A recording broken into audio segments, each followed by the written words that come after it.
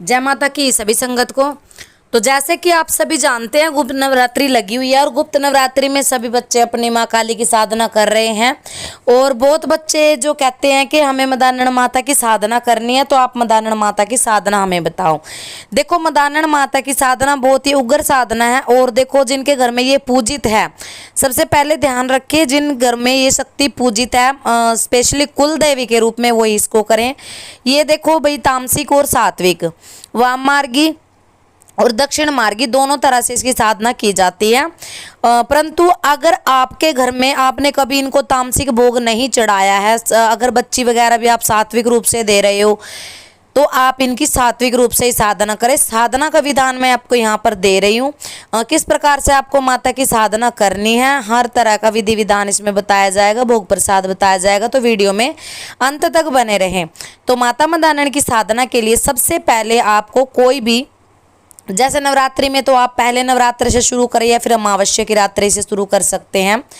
तो आपको नहा धो करके, स्नान करके, सबसे पहले सुबह आपको 5 या 6 बजे के आसपास उठ जाना है सुबह सुबह, ताकि आपको माता के थान पर जाते हुए कोई देखे ना। थान पर आपको कुछ सामग्री लेकर के जानी है। कच्ची लस्सी आप बना लो और आपको रात्रि के समय गुलगुले उतार के रख लेने हैं 5 गुलगुले और 5 पतासे, 5 लौंग, 5 इलायची, 1 मीठा पान, नारियल, कलावा, चुनरी और 16 श्रृंगार।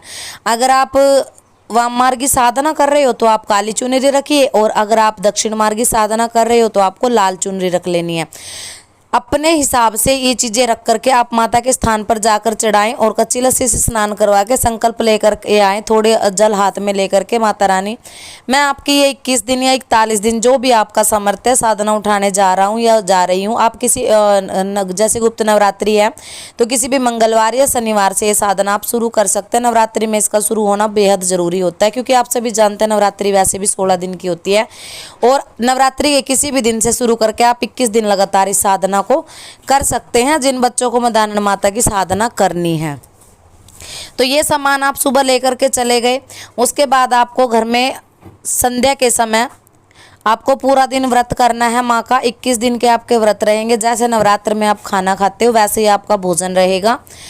और आप इसमें चाय ले सकते हो, थोड़ी गुनगुनी लें, ज़्यादा गर्म चीज़ आपको नहीं खानी है। इसमें थोड़ा ठंडा ही खाएं। वैसे तो इसमें फलाहार आप खा सकते हो।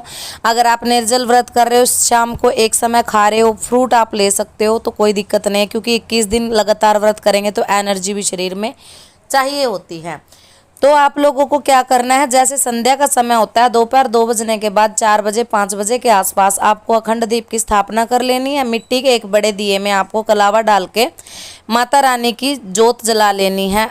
सरसों के तेल की इनकी जोत जलेगी और दीपक के नीचे आपको गेहूं की ढेरी और 1 रुपये का सिक्का या 5 रुपये का सिक्का सिंदूर लगा करके उस दीपक के नीचे स्थापित कर देना है। दीपक के अंदर आपको 2 लौंग डाल देनी है और आप ये दीपक की स्थापना करके, अगर आपके घर में मंदिर है, मंदिर में कोई भी चौकी है, थोड़ा लाल वस्त्र उस पर बिछाएं, उसके ऊपर गेहूं की ढेरी रखें और दीपक रखें। स्थापना कर लेनी है आपको। अगर आप माँ को आमंत्रित कर रहे हो, कलश स्थापना कर रहे हो, तो कलश भी जरूर रखिए माता के नाम का। 2 सुपारी, 2 लौंग और 11 रुपये उसके ऊपर बांधने पड़ेंगे आपको। अगर तामसिक भाव में पूज रहे हो तो काली चुनरी बांधिएगा, सात्विक भाव में पूज रहे हो तो लाल चुनरी आपको बांध लेनी है। और ये चुनरी बांध करके आप माता रानी के लिए पंचमेवा का आप भोग दे सकते हो डेली। अगर पंचमेवा नहीं दे रहे हो तो आप 5 पतासे का भोग डेली माई के आगे चढ़ा सकते हो। बर्फी भी आप माँ को चढ़ा सकते हो, पेड़े भी रोजाना चढ़ा सकते हो। आप अपना सामर्थ्य देखिए, 21 दिन तक आप माँ को क्या चढ़ा सकते हो, जो भी आपका सामर्थ्य है उसी हिसाब से आप माता रानी को 21 दिन लगातार भोग चढ़ाएं। शाम को आपको गूगल लेकर के आनी है और जो मंत्र आपको बताएंगे माता मदानन का, उस मंत्र के द्वारा आपको वो गूगल अभिमंत्रित करनी है पहले दिन। और अगले दिन से, जैसे आप पहले दिन साधना उठा रहे हो, उससे अगले दिन से रात्रि को आपको इतनी गूगल लेके आनी है जितनी आपकी 21 दिन चल जाए। गूगल की धूप आपको पूरे घर के अंदर घुमानी है, या तो आप उसको कपूर पे जलाएं या फिर आप कंडे के ऊपर दें।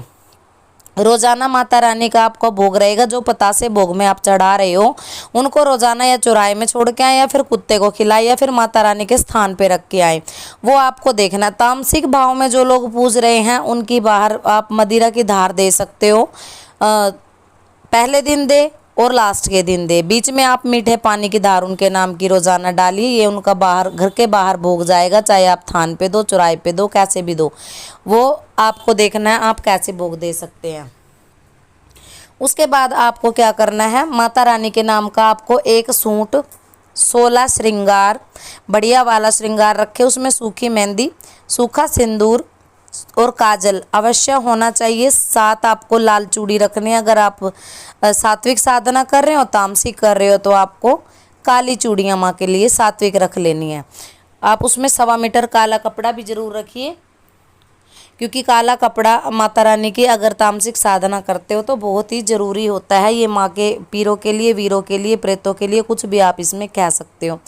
ये रखने के बाद आप अपने गुरु की ज़रूर अरदास रख लें। गुरु की अरदास रखने के बाद आपको रात्रि के समय मंत्र जाप शुरू कर देना है और आपको 21 दिन एक ही समय निर्धारित करना है। अगर आप रात्रि 9 बजे बैठ रहे हैं तो आपको रोज़ाना उसी हिसाब से अपना शेड्यूल तैयार करना है कि आपको रात्रि 9 बजे ही जाप पर बैठना है।